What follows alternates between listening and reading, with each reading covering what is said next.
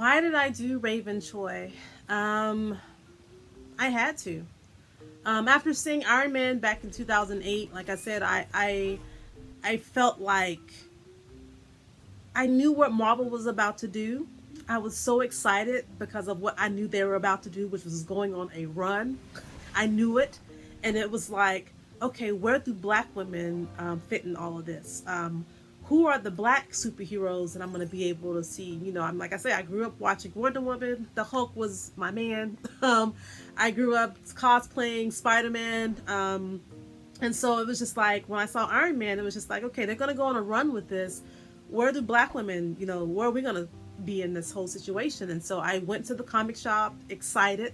Finally, I'm in a place in Los Angeles where we actually have comic shops. So I was able to go to my local comic shop and walk in and just be like, yeah, Iron Man was so dope. It was so awesome. Like, show me some Black women. Like, who are the Black superheroes that I'm missing out on that I don't really know about? And so they were just like, and those who go to comic shops and know comic shops, like the guys in the comic shop know everything. They know everything about everything. And so for them to kind of hesitate with me, it's just like, oh, that's weird. So I'm just like, yeah, show me, the Black sisters. Where the Black women at? And so they were just like, they showed me Black Panther, which Black Panther's not a woman.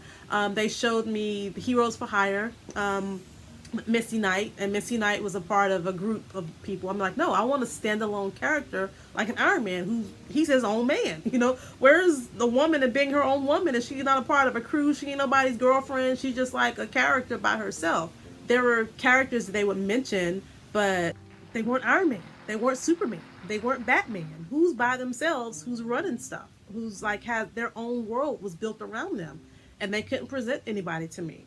And so that's where the story came from, was that there is a gap in the superhero world for Black women. There was still a gap whenever I started working on the book in 2014, which was 10 years ago.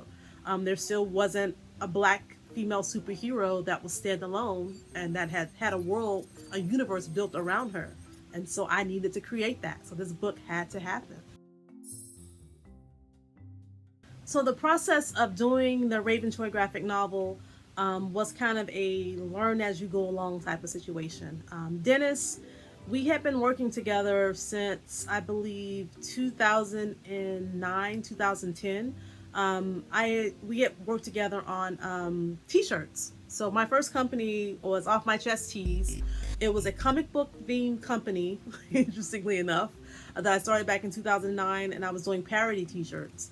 And so we had been working together. He was a great artist. He really knew how to draw Black people.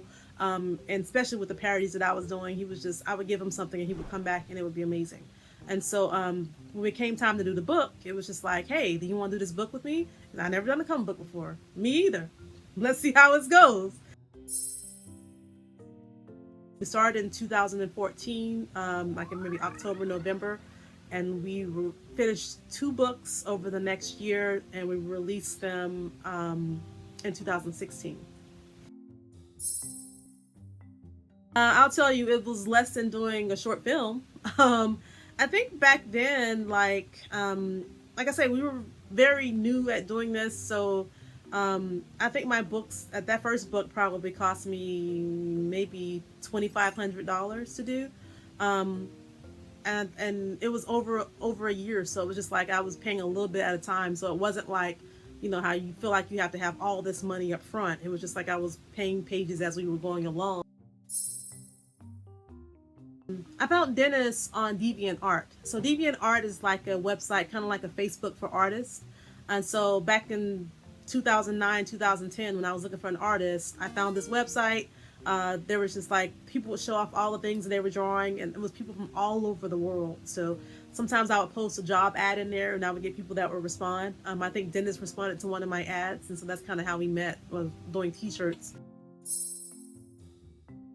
The only hiccups that I can think of that we had involved doing the cover, and then just kind of like me not knowing the whole process of how tedious it is to do a comic book.